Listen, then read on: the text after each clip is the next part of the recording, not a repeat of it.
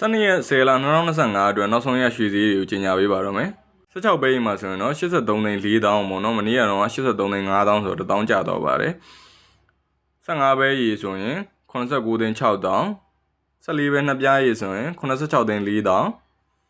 14ပဲရေဆိုရင်82သိန်း9000နဲ့73ပဲရေမှာဆိုရင်69သိန်း5000 12ပဲနှစ်ပြားရေ62သိန်း5000 17ပဲရေ55သိန်း6000နဲ့9ပဲရေမှာဆိုရင်48သိန်း6000ဆိုပြီးတော့အသီးသီးပေါက်ဈေးတွေရှိနေပါတယ်။ကမ္ဘာရွှေဈေးတွေဘက်မှာဆိုရင်တော့24 carat ကိုဒေါ်လာ4010ခွန်22 carat ကို3683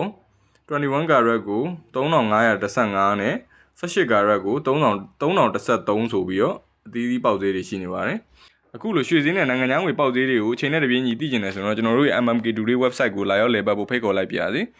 browser မှာ mmktoday.level.app လို့ရိုက်လိုက်ရုံနဲ့ကျွန်တော်တို့ရဲ့ website တွေကိုရောက်လာမှာဖြစ်ပါတယ်။အားလုံးပဲတာချမ်းမြေ့တဲ့နေ့ရက်တွေကိုပိုင်ဆိုင်ကြပါစေဗျာ။